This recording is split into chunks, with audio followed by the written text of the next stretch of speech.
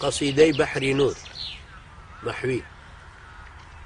وصلى الله على أو بحر نوري علم عرفانا، كدرك غورناك غير علم الله سبحانا. وصلى الله على أو ذات باكي قدس آياتا، كأخلاقي پسنديدي جنابي حي منانا. وصلى الله على أو حضرتي صاحب كمالاتا، كأعلى معجزي قربان بمن نور قرآنا. لتاريكي شوي كفرا بيقدم لمعيكي دا، 1322 دنيا چراخانه. چرایەک نوری بێچوونی ممیدی بێ ئەبێ وابێ، چرایەک دەستی قدرت خۆشی کات بۆ تا ئەبەدمانە. تعالى الله بەدوو دەهبوو کە هەردوو عالەمی داگرت، بنازم بەم کەماڵی عەزم و جەزم و شەوکەت و شانە.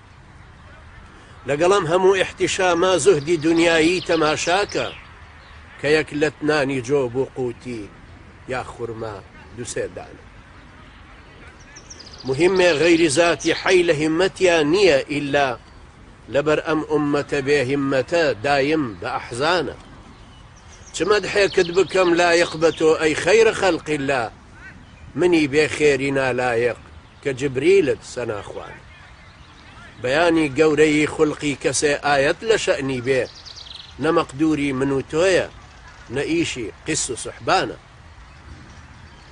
لآدم تا مسيحا أنبياء يق بقومي خوي خبر داوى لپاش إيما كدي أو فخري أكوانا. نعوتي خوي ونعتي آل صحبي وقوهر درجة لدرجة، يعني كتبي منزلي أو أنبيايانا. شهار رهبان كاهن هاتفي غيبي بيكتريان ددا مجدا، كجنة ديت الدي كجنة ديت الدنيا بمنزي كان.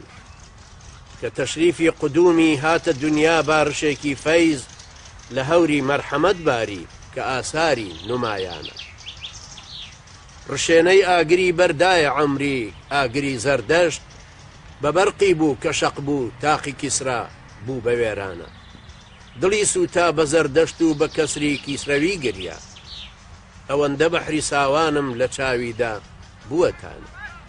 اتوش اي نفسي بطينا ببێ جێ دڵ مەسووتێنە، لەبەر کەسر و کەمی دنیا بەسە ئەم شین و گریان.